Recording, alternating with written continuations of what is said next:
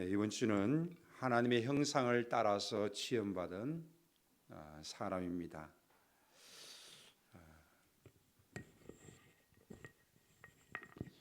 알기는 하나님이 자기 형상대로 사람을 창조하셨기에 모든 인간의 생명은 소중합니다. 하나님이 지으신 모든 사람의 생명의 소중함을 우리는 여겨야 할 것입니다.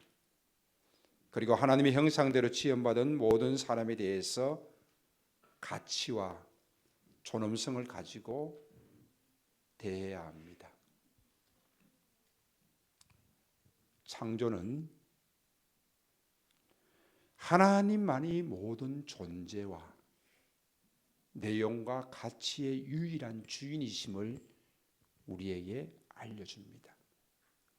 우리가 창세기 1장 1절에 태초에 하나님이 천지를 창조하시니라, 이 고백은 바로 천지 만물의 주인이시고 또한 우리의 인생의 주인 되시는 그 하나님을 인정하는 고백입니다.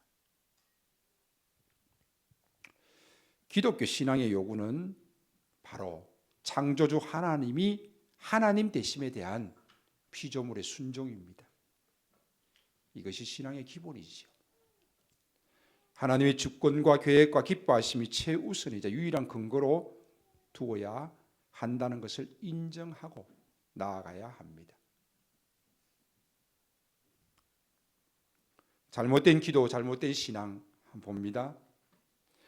우리가 목적을 정하고 이것을 이루기 위해서 하나님의 도움을 구하는 것, 즉 기도하는 것은, 그것은 신앙이 아닙니다. 우리는 이것을 신앙이라고 하고 우리는 이것을 기도라고 했습니다.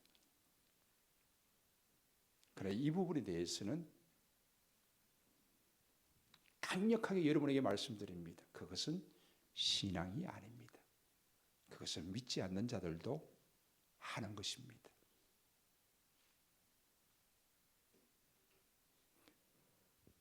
그렇다면 우리는 왜 기도합니까?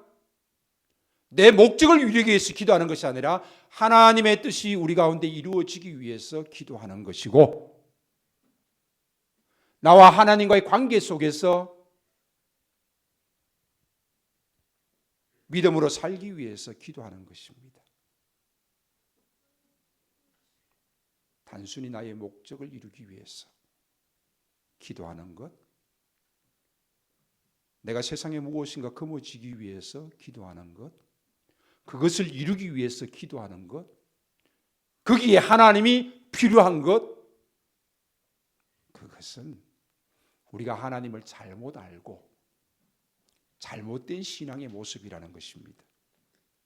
창조주 하나님을 창조주 하나님으로 인정하는 것은 피조물이 그 하나님에 대한 순종입니다.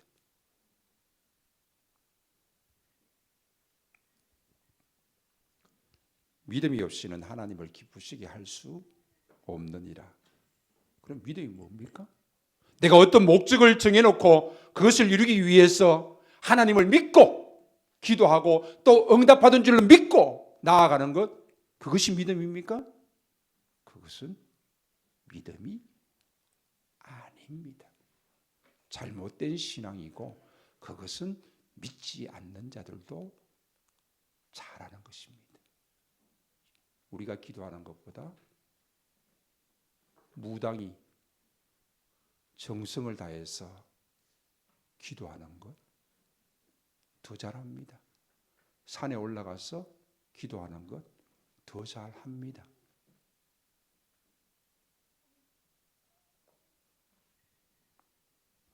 믿음이란 하나님이 계시다는 것과 하나님이 창조주라는 것과 또 그 하나님이 상 주시는 이심을 알고 믿는 것입니다. 결국 하나님은 창조주시며 하나님은 심판주십니다. 그리고 하나님만이 옳고 그름을 판단하시고 결정하시는 분이십니다.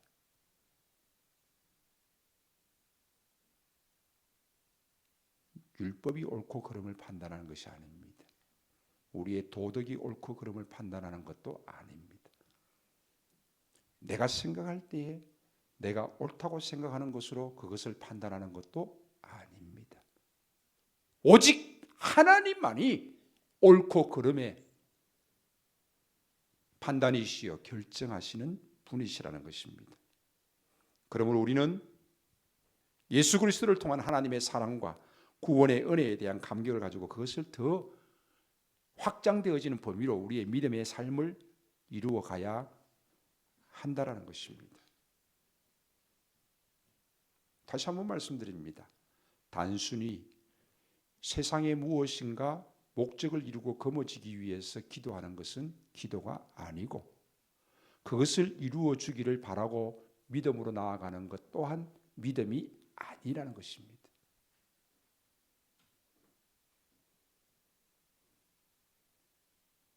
어떻게 보면 우리는 이러한 믿음으로 살아왔는지 몰라요.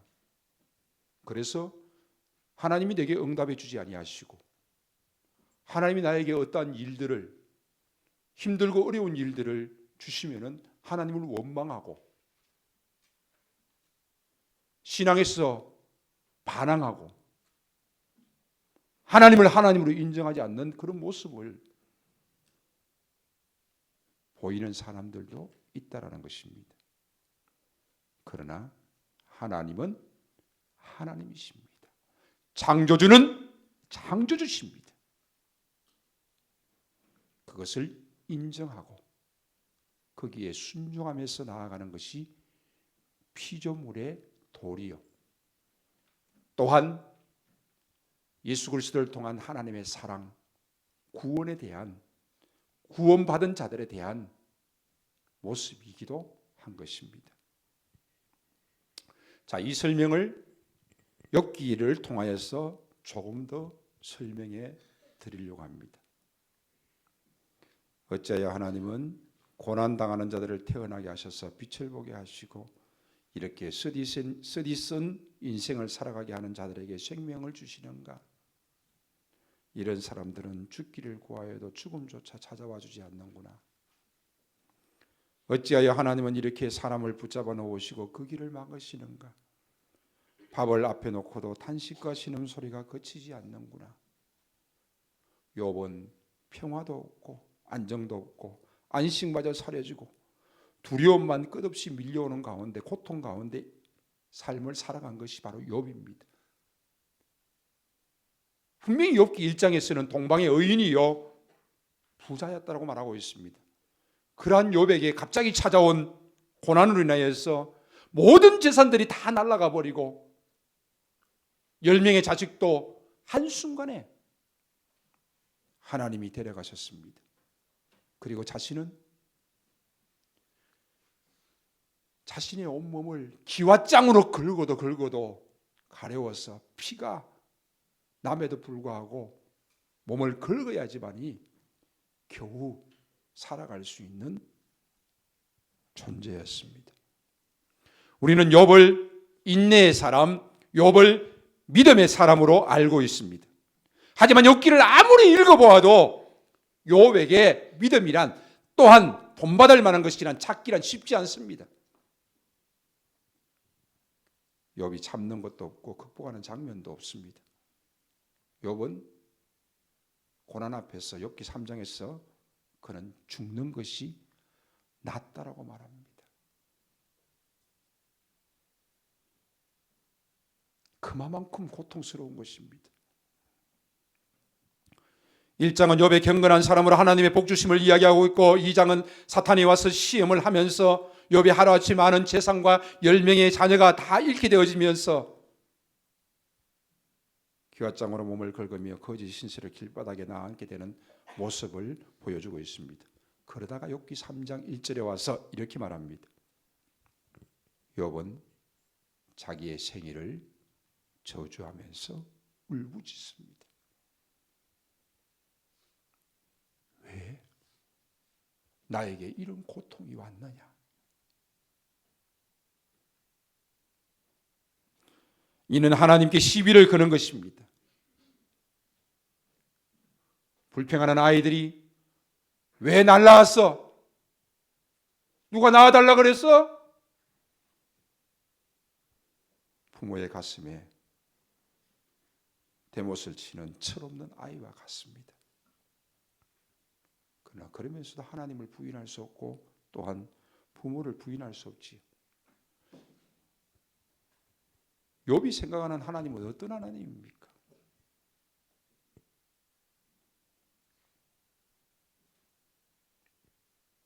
하나님이 그에게 복 주셨어. 수많은 사람들에게 인정받으면서 늘 하나님께 예배 잘하고 자녀들과 함께 하나님 앞에 믿음의 모습으로 서기 위해서 늘 애쓰는 모습을 보여주었습니다. 그러나 그 욥의 초기 신앙의 모습을 이렇게 표현하고 싶습니다. 하나님께 잘 보여서 혜택을 받는 정도이며 자신의 적으로 여기지 않도록 조심해야 될 정도의 신앙 수준이다. 자기가 잘못한 것이 없는데 하나님 왜 이러십니까? 어떻게 이런 일이 내 가운데 일어날 수 있습니까? 하나님 이게 뭡니까? 욥의 불평의 핵심입니다. 이러한 시기에 욥의 세 친구가 찾아왔습니다. 그들은 너무나도 기가 막힌 이 상황 속에서 7일 동안 아무 말도 하지 못하고 있습니다. 그저 욥 옆에 앉아서 같이 슬퍼할 뿐입니다. 이렇게 찾아온 친구들 아마 7일 동안 침묵하고 있다가 함께 아파하다가 그냥 돌아갔으면 아주 베리굿 정말 좋은 친구의 모습을 보여주었다고 할 수 있을 것입니다. 그런데 그들은 7일 만에 입을 열었습니다. 그리고 긴 논쟁이 욥기 전체를 차지하고 있습니다. 욥의 친구들은 욥에게 말합니다. 네가 무엇을 잘못했기 때문에 하나님이 벌 주시는 것이다. 한번 생각해봐라. 너 하나님 앞에 뭐 잘못했는지. 그러나 욥은 말합니다. 내가 잘못한 것이 있다라면 벌을 달게 받겠다. 그러나 나는 하나님 앞에 잘못한 것이 없어.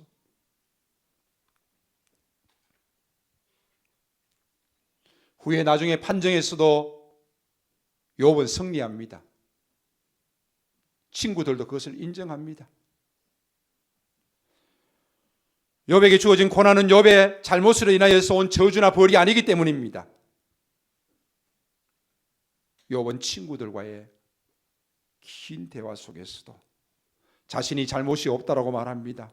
억울하게 어려움을 당하고 있다라고 말합니다. 그러면서 또한 그는 자신의 생애를 저주하기도 하고 하나님을 원망하면서 투정하고 있는 모습을 보여줍니다. 하지만 욥기 42장으로 들어가면서 결론이 납니다. 결론은 뭡니까? 욥이 잘못한 것이 없습니다. 그러면 하나님이 잘못한 것입니까? 아닙니다. 결론은 욥의 회개로 결론이 납니다. 왜 이렇게 욥의 결론으로 회개가 날까요?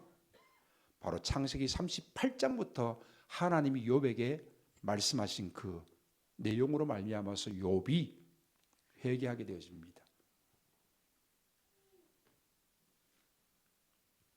어떤 내용일까요?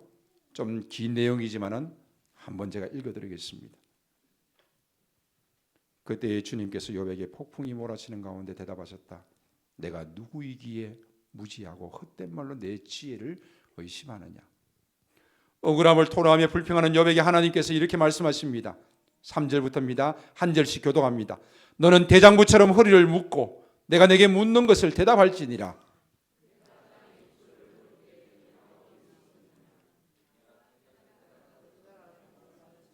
누가 그것의 도랑법을 정하였는지 누가 그 줄을 그것의 위에 띄웠는지 내가 아느냐?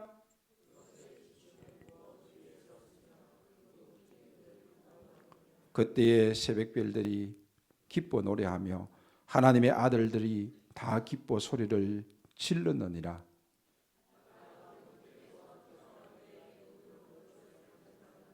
그때 내가 구름으로 그 옷을 만들고 흑암으로 그 강불을 만들고 이르기를 내가 여기까지 오고 더 넘어오지 못하리니 내 높은 파도가 여기서 그칠지니라 하였노라.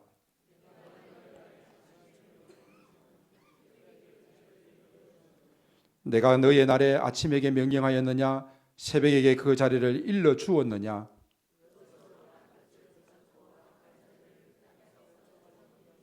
땅이 변하여 진흙에 인친 것 같이 되었고 그들은 옷같이 나타나되 내가 바다의 샘에 들어갔었느냐 깊은 물 밑으로 걸어 다녀 보았느냐. 땅의 넓이를 내가 측량할 수 있느냐. 내가 그 모든 것을 다 알거든 말할지니라.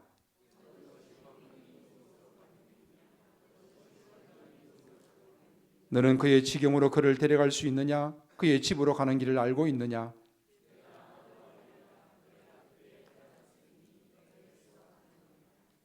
내가 눈 곳간에 들어갔었느냐 우박 창고를 보았느냐.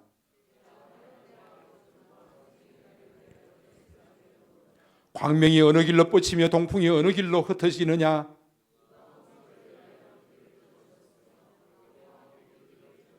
누가 사람 없는 땅에 사람 없는 광야에 비를 내리며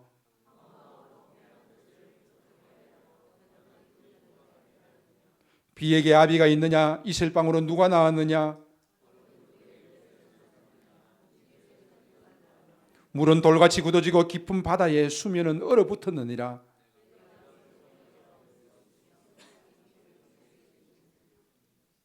이게 무슨 말입니까? 욥의 친구들과 끊임없는 토론과 논쟁 속에서 하나님께서 욥에게 계속해서 천지 만물을 보여주시면서 말씀하십니다. 나는 창조주 여호와니라. 이 모든 것을 내가 창조하였고 이 모든 것을 내가 다스리고 있느니라. 네가 아느냐?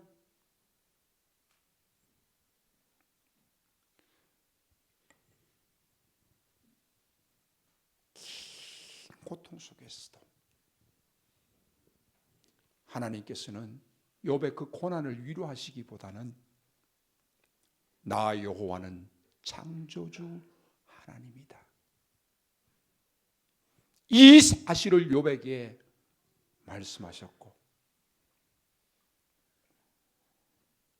욥은 이 창조주 하나님을 인정하고 그 창조주 하나님이 다스리심을 인정하게 되어집니다.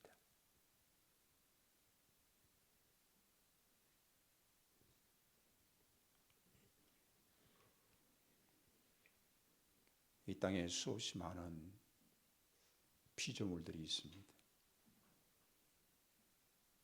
그 많은 피조물들 중에서 누가 하나님을 찬양할 수 있겠습니까? 누가 하나님을 노래할 수 있겠습니까? 하나님이 창조주시고 하나님이 다스리시며 하나님이 심지어 내 인생의 주인이시라는 사실을 누가 인정하고 누가 찬양하면서 누가 노래하면서 그분을 기쁘시게 하고 그분께 영광을 돌릴 수 있겠습니까?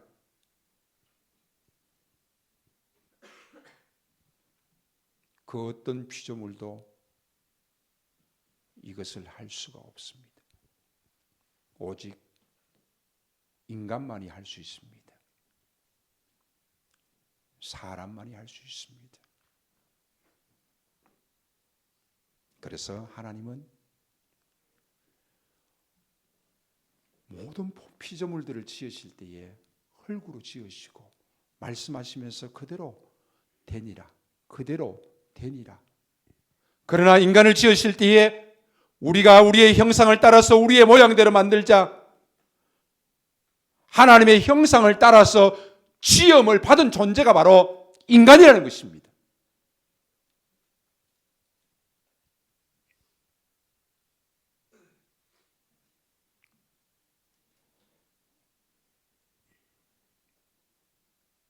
하나님의 형상을 따라서 지음받은 존재는 인간밖에 없습니다.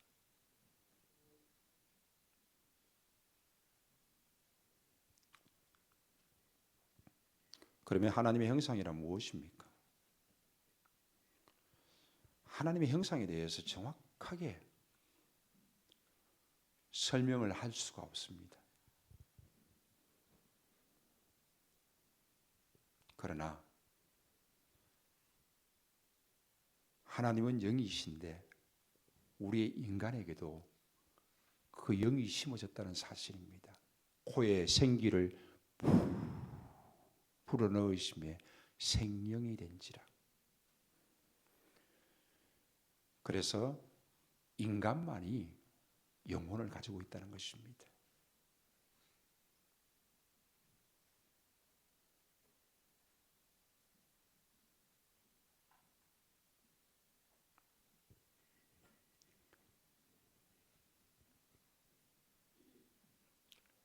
우리의 형상을 따라서 우리의 모양대로. 여기서 우리라는 것은 복수입니다.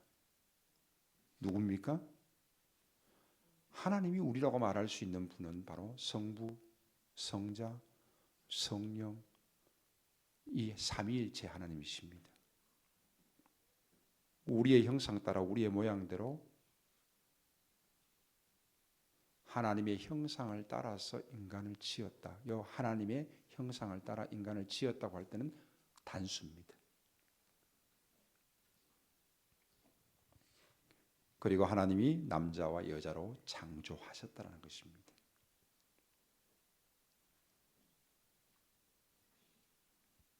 분명히 우리는 하나님의 형상을 따라 지음받은 존재이고, 또 여기에서 중요하게 얘기할 것은 우리라는 단어입니다. 하나님께서 인간을 지으실 때에 우리의 형상을 따라서 우리의 모양대로 사람을 만들자는 것입니다. 즉 성삼위 하나님께서 하나가 되신 모습을 보여줍니다. 물론 다른 피조물을 지을 때도 하나지요. 그러나 특별히 이 말씀을 기록하고 있는 것은 삼위 하나님이 하나 되신 모습으로 우리를 지으셨다는 것을 우리에게 알려주고 있습니다. 그렇지, 예수님께서도 이렇게 말씀하십니다. 요한복음 17장에 나는 세상에 더 있지 아니하오나 그들은 세상에 있사옵고 나는 아버지께로 가옵나니 거룩하신 아버지여 내게 주신 아버지의 이름으로 그들을 보존하사 우리와 같이 그들도 하나가 되게 하옵소서. 우리와 같이 그들도 하나가 되게 하옵소서. 하나님께서 이 땅에 예수 그리스도를 보내주셔서 예수 그리스도가 인간들과 더불어서 함께하는 시간들을 보내었습니다. 그러나 그 예수 그리스도는 계속해서 이 땅에 있을 수 없습니다. 그리고 아버지께로 갑니다. 그리고 하나님 보좌 우편에서 우리를 위해서 기도하시고 종말에는 심판주로 오실 것입니다.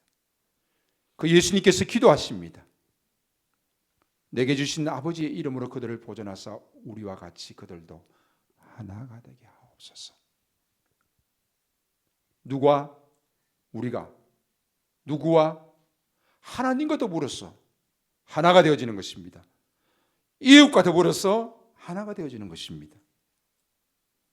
하나님의 형상을 따라 지음받은 존재는 하나님과 하나 될 수 있는 존재입니다. 이것을 연합이다, 하나됨이다 라고 표현하고 있습니다. 바로 하나님과 더불어서 하나 될 수 있는 존재는 바로 사람입니다. 하나님과 더불어서 하나 될 수 있는 공동체는 교회 공동체밖에 없습니다. 믿음의 공동체이기 때문입니다.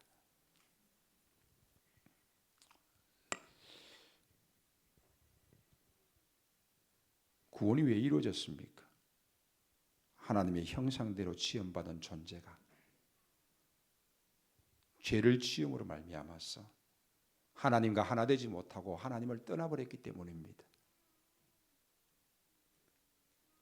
구원은 죄와 죽음에서 구원을 얻어서 영생을 누리는 것이라고 표현할 수 있지만 더 나아가서 하나님과 더불어서 하나 되어지는 것이요, 더 나아가서 하나님의 모든 충만하심으로 충만해지는 영광이라고 할 수 있습니다. 그래서 에베소 4장 13절에 그리하여 우리 모두가 하나님의 아들을 믿는 일과 아는 일에 하나가 되고 온전한 사람이 되어서 그리스도의 충만하심의 경지에까지 다다르게 된다라고 말씀하고 있습니다. 하나님과 하나가 되었습니다. 각 사람이, 교회 공동체가 율법과 예언서를 통해서 주시는 성경 전체는 하나님의 백성에게 요구하는 것이 있습니다. 무엇입니까? 하나님을 사랑하라는 것입니다. 그리고 하나님을 사랑하는 것은 곧 이웃을 사랑하는 것이라는 것입니다. 우리는 하나님의 형상인 까닭에 하나님과 하나 될 수 있고 하나님과의 관계 속에서 하나님을 사랑하면서 살아갈 수 있는 존재입니다. 신앙은 관계입니다. 하나님과의 관계, 이웃과의 관계, 특별히 믿음의 공동체 속에서요, 그 관계, 이 관계 속에서 하나님을 사랑하고 이웃을 사랑함으로 살아가는 것이 하나님이 인간을 지으신 목적이라는 것입니다. 사랑하고 화목한다는 것은 하나님의 자녀로서의 특징이고 구원 얻은 성도들의 책임이기도 합니다. 하나님의 가장 중요한 속성 중에 하나는 사랑입니다. 그래서 하나님은 사랑을 가지고 계시며 하나님 우리를 사랑하시며 그 모든 것이 사랑의 근거와 사랑에서부터 출발하시며 방법이자 목적입니다. 그러므로 하나님과 사랑의 관계 속에서 하나 되어지면서 하나님을 기쁘시게 하고 또한 하나님께 영광을 돌리면서 살아가야 하는 것입니다. 요한일서 4장 9절에서 11절 말씀 한 절씩 교독하도록 하겠습니다. 하나님의 사랑이 우리에게 이렇게 나타난 바 되었으니 하나님이 자기의 독생자를 세상에 보내심은 그로 말미암아 우리를 살리려 하심이라.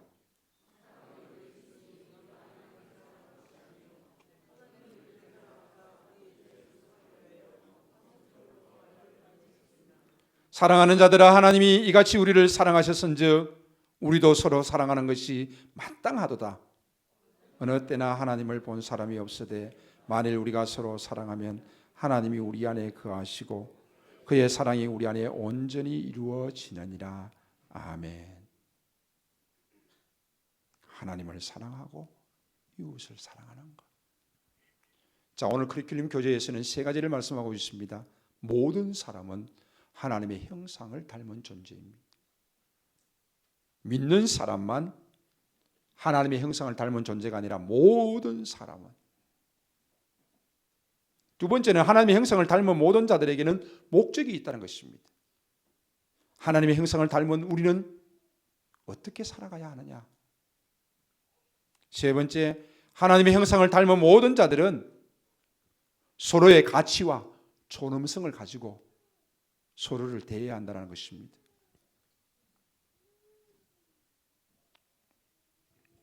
하나님은 인간에게 어떤 역할을 주셨습니까? 하나님을 사랑하고 하나님을, 이웃을 사랑할 수 있도록 우리에게 허락해 주셨습니다.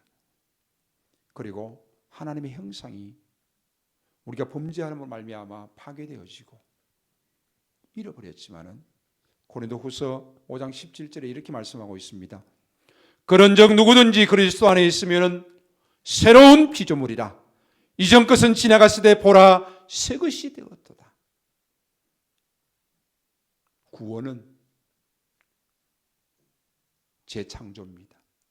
새로운 피조물이 되는 것입니다. 하나님의 형상이 회복되는 것입니다. 그래서 고린도후서 5장 18절에서 21절 계속해서 이렇게 말씀하고 있습니다. 교독합니다. 모든 것이 하나님께로서 났으며 그가 그리스도로 말미암아 우리를 자기와 화목하게 하시고 또 우리에게 화목하게 하는 직분을 주셨으니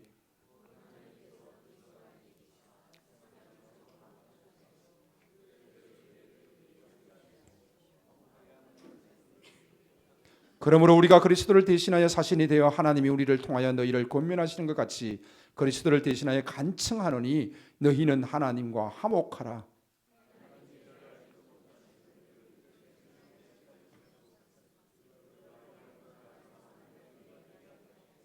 아멘. 그렇습니다. 우리는 하나님의 형상을 따라 지음받은 존재입니다. 그리고 우리는 삼위일체 하나님이 하나 되셔서 우리를 지으신 것처럼 예수 그리스도께서 우리를 위해서 간절히 구하신 것처럼 우리는 하나님과 더불어서 하나 되어지며 하나님을 사랑하고 이웃을 사랑하는 관계 속에서 살아가는 것입니다. 구원은 하나님과 하나 되는 것입니다. 하나님과의 관계 속에서 살아가는 것입니다. 하나님의 형상이 회복되는 것입니다. 그리고 하나님을 사랑하고 이웃을 사랑하면서 살아가는 것이 바로 믿음이요. 예수 그리스도께서 우리에게 주신 가장 큰 계명입니다.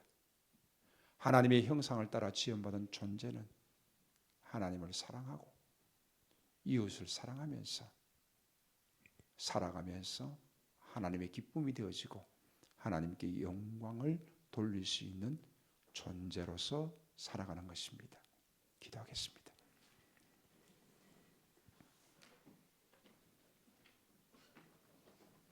살아계신 하나님 아버지, 죄로 말미암아서 파괴되어졌던 하나님의 형상이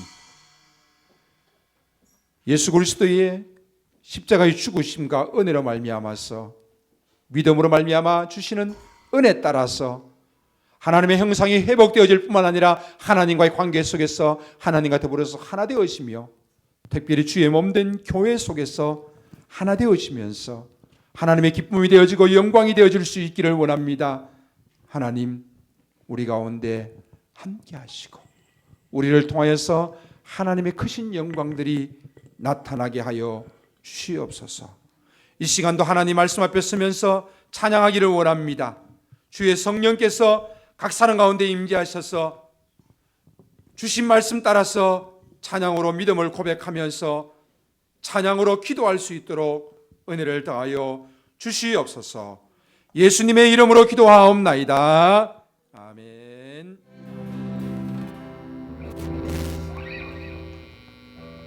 이 땅에 오셔서 우리의 죄 위하여 십자가 지신 우리 주 예수 그리스도의 은혜와 창조주 하나님의 그 크고 넓으신 사랑하심과 성령 하나님이 함께 하시고 도우시고 인도하시고 교통하시는 역사, 오늘도 하나님 말씀 앞에 서며 창조주 하나님을 하나님으로 인정하고 믿음으로 나아가며 하나님과의 관계 속에서 하나 되어지며 사랑하며 살아가기를 원하는 주의 사랑하는 모든 권속들 가운데, 주의 몸된 교회 가운데, 가정과 삶의 터전 위에 이제로부터 영원토록 함께 있을지어다. 아멘.